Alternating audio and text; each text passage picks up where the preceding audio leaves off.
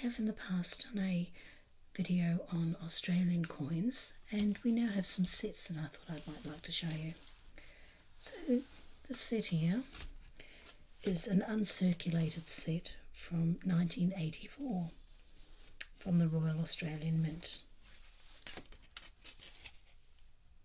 So this is the reverse side, and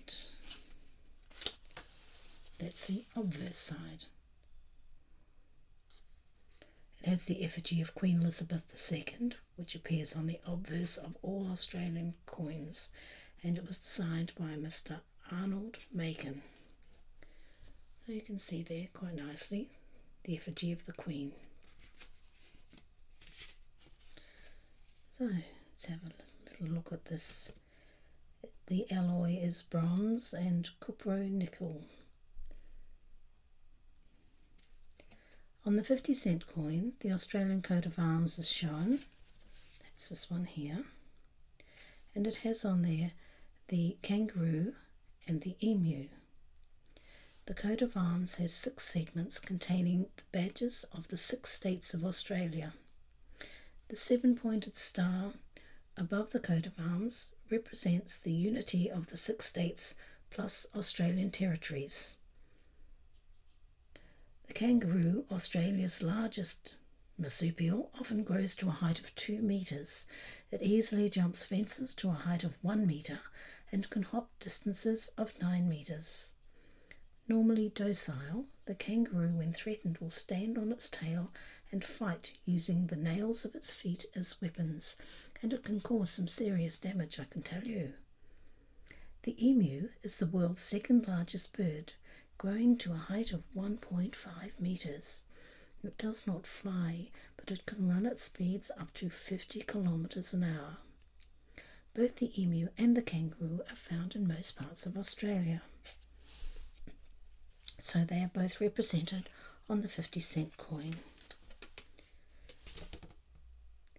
Now the platypus is one of 2 egg-laying mammals. It's found in rivers and creeks of eastern Australia. It has webbed feet and a duck-like bill, and it swims with great skill. And that is shown on the 20-cent piece. You can see the platypus here. The lyrebird, which is on our 10-cent piece, it shows the male of the species as it appears when dancing with its magnificent tail expanded and thrown forward over its head. It inhabits deep, dense forests from southern Queensland to Victoria. On the 5-cent piece, we have the spiny anteater or echidna, the other Australian egg-laying mammal. It thrives Australia-wide. Its spines are for protection. Looks very much like a hedgehog. And then on the 2-cent coin, we have the frill-necked lizard. And it's from northern Australia. It's harmless, but it looks very menacing when its frill is raised in anger. And then on our 1-cent coin, we have the feather-tailed glider. It's the smallest of our gliding marsupials. Flight is by means of membranes stretched along its sides. It's strictly nocturnal, feeding on insects, nectar, and from blossoms. We no longer, as I said in my previous video about the coins, we no longer have the 1-cent or the 2-cent coin. So that's an uncirculated set from 1984. And we have another set here, the next set from 1985. I could just get it out of its little cover. And again, we have the same backgrounds.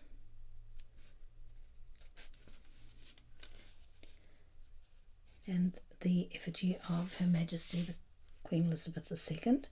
This one was designed by Mr. Raphael Macloof.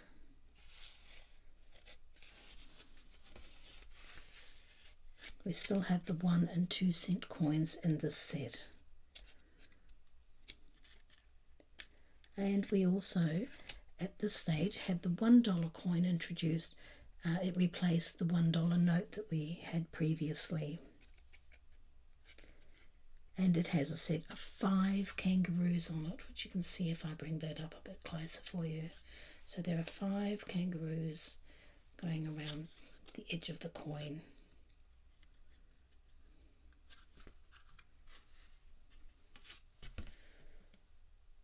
It's a golden colour and it blends brilliantly with the kangaroos portrayed on the reverse side.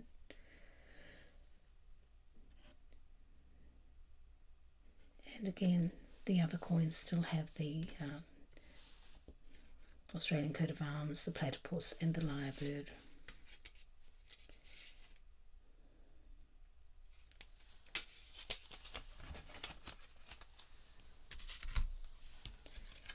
"1986 was the International Year of Peace."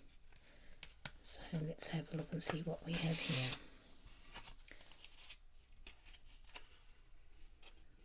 Okay, it was a special year for the Royal Australian Mint as it celebrates 2 important events: the 20th anniversary of the introduction of decimal coinage and currency into Australia, and the International Year of Peace proclaimed by the United Nations General Assembly in October 1985, which was strongly supported by the Australian government. So as part of Australia's contribution to International Year of Peace, the Royal Australian Mint struck a unique collection of 7 Australian coins, highlighting a new $1 coin with the design of the International Year of the Peace on the reverse side. Capturing the representation of the International Year of Peace design on the dollar coin was a masterpiece of craftsmanship by the Mint's team of experts. From a drawing of the design, a plaster mould, many times actual size, was produced. A rubber mould was taken from this and used to produce a hard epoxy resin replica of the original design. By a series of complicated processes, skilled engravers transferred the finished design through to create a master die. From this base, hundreds of working dies were produced to be used on the coining presses. These dies are chromium plated before used to increase wear resistance. So we can see here is the actual design shown, the International Year of the Peace, and that's the reverse side of the $1 coin, and Her Majesty Queen Elizabeth II on the front side. So, or obverse side, I should say. And there we go. So this is an uncirculated set.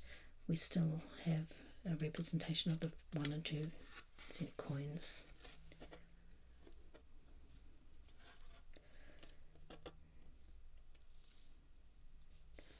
And there we are, we have the new effigy of Queen Elizabeth II there.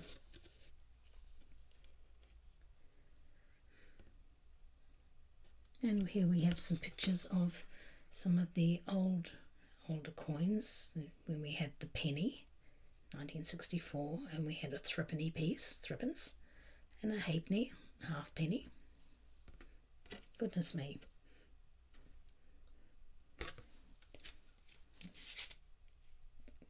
So there we go. So that was our International Year of the Peace. Year of Peace. Okay, this is the 1987 mint set.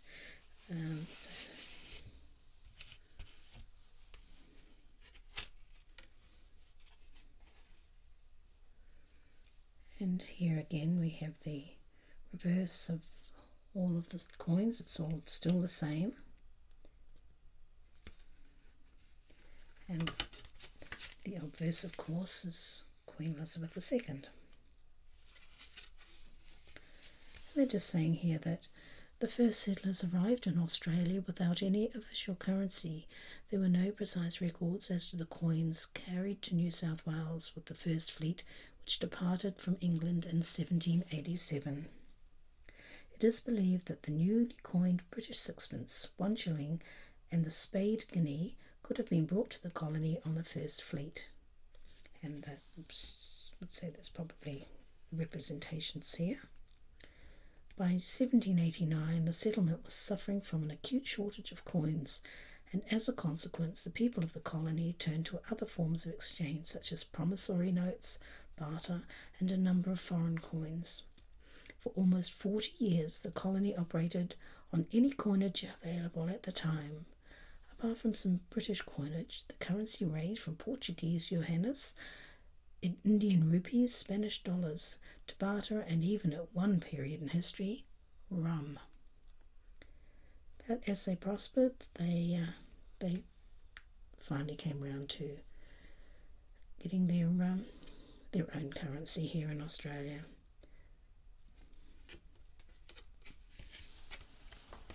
So that's the 1987 set. And this is a 50-cent collection. So we have, it's a little bit hard to show you because of the lighting. There we go. It seems to be okay. Right, we have a silver issue for 1966, the Silver Jubilee, 1977, the Royal Wedding of Prince Charles and Princess Diana in 1981. It's Captain Cook, 1970. This is our regular issue with the coat of arms and the Commonwealth Games, which were held here in 1982. Good old Queen Elizabeth. You can see that the coin in 1966 is round. Okay, it wasn't there was some bit of controversy about the coin being mixed up with the 20-cent piece when decimal currency came in, and so they put the edgings on it so it's easier to tell the two apart. Now, I also have here a coin commemorating the marriage of His Royal Highness the Prince of Wales to Lady Diana Spencer, and in 1981. You can see the two of them on the coin here, and the Queen is on the reverse side.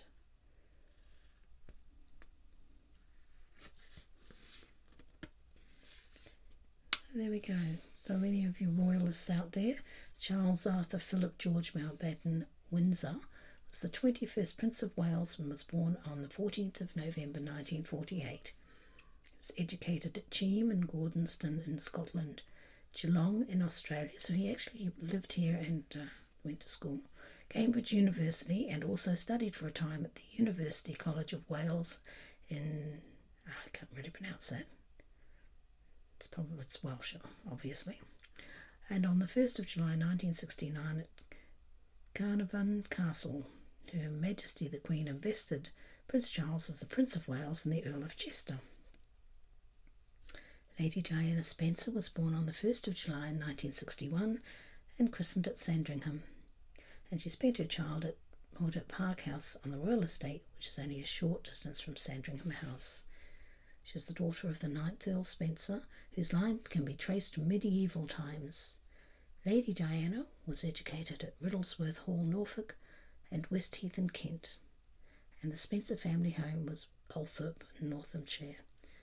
And unfortunately, as we all know, she died in tragic circumstances. But however, this was celebrating happier times when she was engaged to Prince Charles. We also have some stamps here too. So there we go.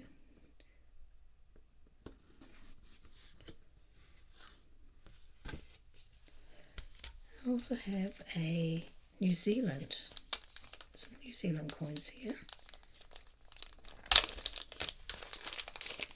Let's take it out of its little plastic wrapper. Okay, so 1983, Queen Elizabeth II from New Zealand. It was celebrating the 50th anniversary, 1933 to 1983. You can see the representation of the Europeans and the Maori. Yeah. A few more New Zealand coins. Okay. This is from 1974. Again, the obverse, which is this side, has Queen Elizabeth II.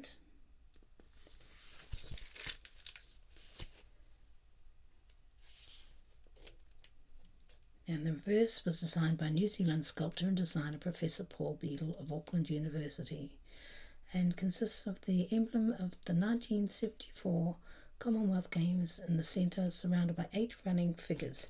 So you can see that one here. It's got the 8 running figures, 4 of which bear poles supporting the emblem. The whole design encircled by the inscription British Commonwealth Games Christchurch and the word $1. These distinctive dollar coins represent one of the major fundraising activities to finance the Games at the time.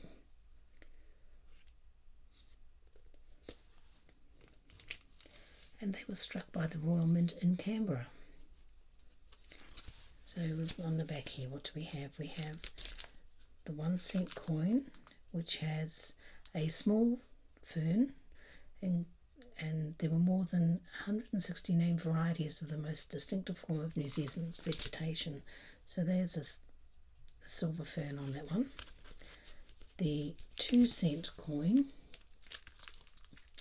has the golden koi. I'm not sure how they pronounce it now. It's changed its wording since I was a child. Kowhai, but golden koi blossoms and leaves around figure 2. It's often considered the national floral emblem, and they're beautiful. The tree can reach a height of 40 feet with dense masses of blossoms that appear in early spring. It's really quite spectacular. The 5 cent coin has a tuatara curled on a coastal rock, which is superimposed on the coin, on the 5 cent coin. It's a native lizard. It's the oldest of all living reptiles and grows up to 2 feet in length.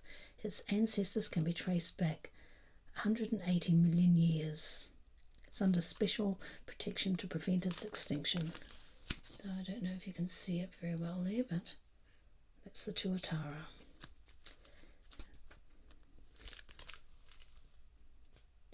And the 10 cent coin has a Maori carved head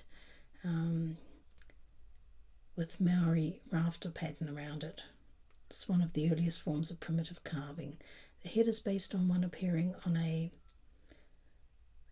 threshold board of early pataka or Maori storehouse. So I always liked that design. I think it's really good. And of course we have the good old kiwi on the 20 cent. And the kiwis, of course, are a flightless bird with nocturnal habits. It's got rudimentary wings and no tail, and the nostrils are at the end of the bill, which is really quite remarkable considering it digs in the dirt with it. And like the fern leaf, it's often used as a national emblem. Then we have the 50 cent coin has the Endeavour, which sailing down the west coast of the North Island of New Zealand when they sighted a very high mountain resembling the peak of Tenerife covered with snow, and they named Mount Egmont after the second Earl of Egmont. This mountain is 8,280 feet in height. And then the $1, which, as I said before, was in this striking about the Commonwealth Games. And now I have a surprise package. I have no idea what's in this one, so I'll just open it. Here we go. We have 2 sets. Well, we don't have to go through 2. So this is the 1988 set. It's in a very nice little container, folder.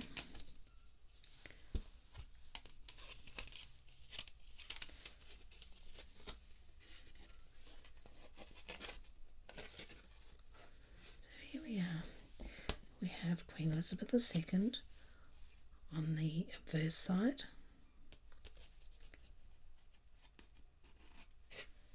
And also included in the set for the first time is the $2 coin, which replaced the $2 note. Okay, so here we go. So on this design we actually have a sailing ship set against an old map of Australia and the Southern Cross, which commemorates early European exploration of Australia. And if you can see that very well.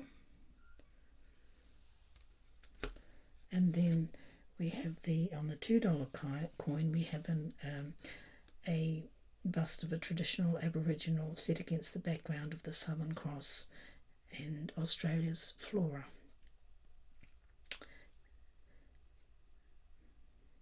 It's commonly known as a grass tree, and it's found in all states of Australia. And on this $1, you'll notice we have it's a stylized kangaroo. It features Aboriginal art and culture. So it's a simple kangaroo design depicted against a background of linear motifs and pebbles. And it's similar in style to traditional Aboriginal art. And while the motifs do not identify any particular Aboriginal tribe, there are characteristics of the Arnhem Land group. So there we go.